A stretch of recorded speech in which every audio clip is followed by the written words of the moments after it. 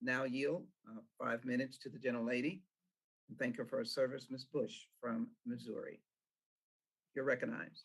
Yes, thank you, St. Louis, and I appreciate you, Chairwoman, for convening this important hearing. And I'm so glad to hear all of this advocacy for those who are incarcerated. I just wish I would have heard it be this loud and this, this big push for it when we were talking about mostly Black and brown people.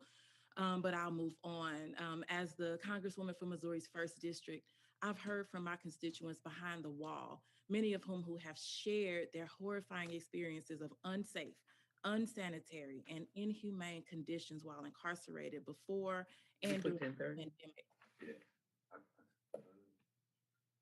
From traumatic lockdowns to being denied visitation for months on end, this pandemic has laid bare the extreme violence inherent in our prison system. For 3 years, this pandemic has deprived thousands of people in our federal prisons and jails of their health and well-being. More than 1 in 5 federally incarcerated people have been infected with COVID-19, and at least 279 people have died. Our prisons are a petri dish for infectious disease outbreaks, and the Bureau's policy to release thousands into home confinement under the CARES Act has reunited families, and it has saved lives. Ms. Levy, thank you for your powerful advocacy for home confinement. Can you talk to us about your experience since being home under supervision and about the psychological impact of being sent back to jail in June of last year while you were attending computer class during your home confinement? I really think this might have been the first time that I've even addressed the psychological effect.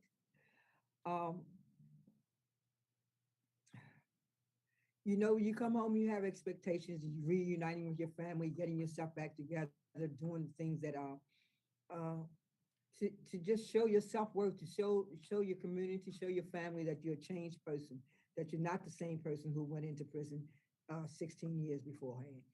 That's your dream, that's your hope, that's your prayer, that they can see who you are now.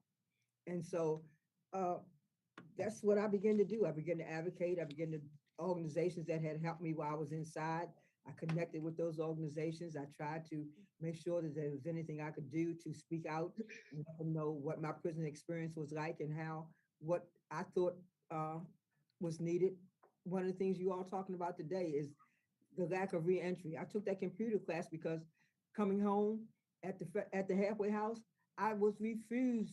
There were 100 computers in that halfway house. I was refused to go back there to use any one of them. Yeah. Those are the kind of things that are happening to people who are on home confinement. Those are the kind of things that are lacking in the reentry process of us coming out. Using the phone, those kind of things. But the psychological effect of being sent back, I weighed 169 pounds. I now weigh 138 pounds.